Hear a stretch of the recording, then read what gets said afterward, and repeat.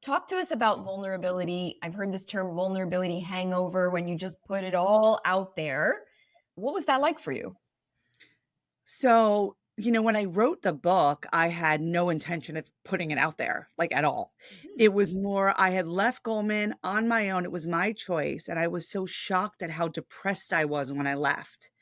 And it was Mm, so curious to me that I left on my own because I knew the environment wasn't good for me, but yet I was so upset I left, and it was just such a mm, weird thing, and as the time went on and the Me Too movement started happening, I was like, "Wow, this was a really kind of twisted environment, and let me mhm.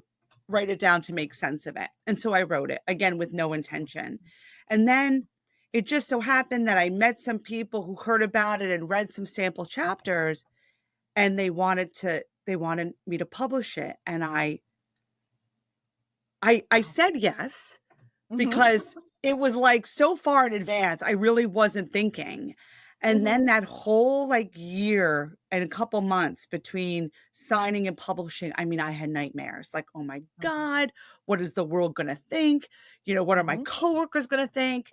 And Yeah. certainly all the people I loved, my husband, my parents, my siblings, my good friends, had read it, knew about it, were supportive of me. I was still afraid. Wow. And then once I put it out there was Mhm, such a relief for a couple reasons. One, because I felt, and I think this is very common among women, that you've read a script all your life. You've done mhm. what you were supposed to do because that's what people said you were supposed to do. And you're not supposed to speak up and you're just supposed to be so damn grateful all the time. And Right. it felt so good. I felt it was almost like I had been muzzled and I ripped off my muzzle. I'm like, I don't give a crap. I'm just putting it out there because it's true and it happened. And Wow. the best part of it was I realized, I even get chills thinking about it, that, you know Mhm. what, Jen, my story is not that unique. Mm, Like, mhm. successful woman, industry, made good money, got sucked into the lifestyle, etc. But what I realized was unique about me was my willingness to put it out there.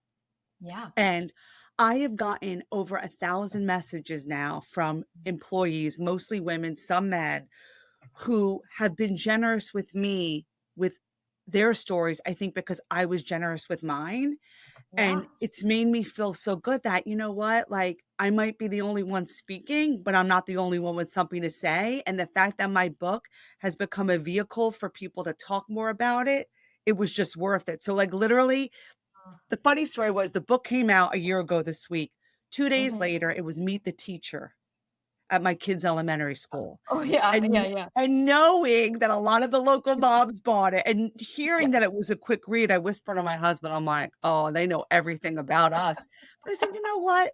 Like, Yeah. who Yeah. cares? Like, I have the Yeah. love and support of the people who love me most, and for the people who are gonna hate, you know what? They would have found something else to hate on me, whether I was completely vulnerable with my life or not." So, Right, I'm going right, with the authentic self. right. Well, thank you again. And for everyone listening that hasn't read the book yet, obviously I highly recommend it. But, sometimes Jamie didn't really portray herself in the best light. Like for that, I'm even more in awe of you because you were really brutally honest about everything that happened. So, yeah, there's something also I share in my keynotes, which is about when you share your story, which is what you said. When you share your story, you make it okay for other people to share theirs. You Yes. create the space, right, for safe sharing and listening and discussion around topics that are necessary to talk about. Yeah, and it's like I didn't if I'm gonna shine a light on what Mhm, goes on in workplaces today, mhm. you can't just shine a light on some things. You gotta shine a light on everything. Even the Right. disgusting, spider webs in the corner, which represents Mhm, my poor behavior at that place. But to me, mhm. that's the whole point. Because the whole Right. point is not only what I endured, but what I perpetuated. And I think Wow. that's a really important part because we all have our part in these organizations. We all have our part in any community we're in, and we're all responsible.